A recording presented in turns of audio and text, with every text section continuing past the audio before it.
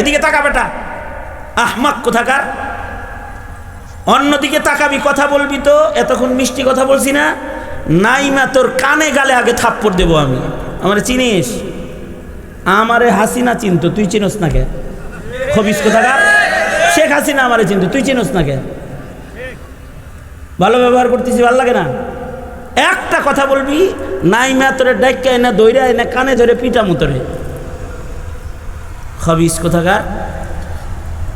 আখবাসুন নাস। ওয়াজ কি তামাশা, খেলা? এটা ওয়াজ দিল দিয়া শুনতে হয়, দিল দিয়া। কিয়ামত পর্যন্ত এরকম ওয়াজ শুনবা, কিচ্ছু হইব না যদি দিল দিয়া কথা না শোনো। দরদ নিয়ে কথা বলতে হয়, দরদ নিয়ে শুনতে হয়, তাইলে প্রতিটি কথার আসার মত পর্যন্ত থাকে। এখন মানুষ জন্মায় মুসলমান হিসাবে, মরে হলো বেঈমান হিসাবে বেশিরভাগ। কিসের কারণে? এই গুরুত্ব না থাকার কারণে।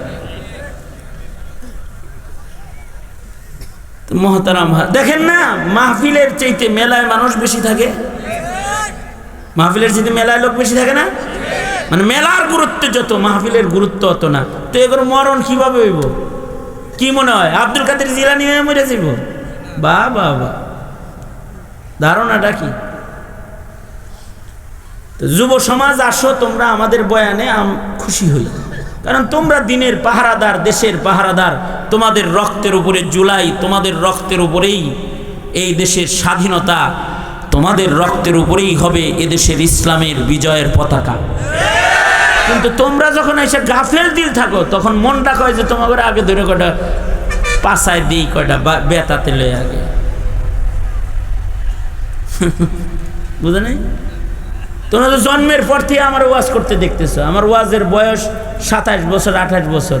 তো এনে 27 বছরের নিচের মানুষ বেশি। তো তুই জন্মের আগের থেকে আমি বয়ান করি, কত ওয়াজ করলাম জীবনে, কিন্তু কয়টা ওয়াজ কামে লাগছে তা জানি না। কামে লাগে ওইগুলো যারা দিল দিয়ে শুনে, যারা মাহফিলের আদব রক্ষা করে বসে, তারা অল্প শুনে তো তাদের অনেক উপকার হয় সেগুলো। এই কারণে কোনো দিনই মাহফিলে গেলে এটারে গানের মজলিস আর মেলা মনে করে বসো না, আজমতের সাথে বসবা এবং গুরুত্বের সাথে কথা শুনবা।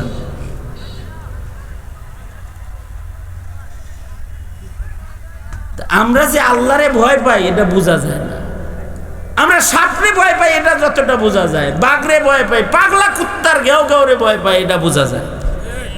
মানে কুত্তা ঘেউ ঘেউ শুরু করছে তো কুকুরের ঘেউ ঘেউ বোঝা যায়, হয়তো দৌড়ে আর এক বাড়িতে ঢুকে, তাছাড়া ঘাবড়ায়া যায়, তাছাড়া দুমড়ে মুচড়ে যায়, বোঝা যায় যে কুত্তার ঘেউ ঘেউ আওয়াজ কেউ ভয় পাইছে।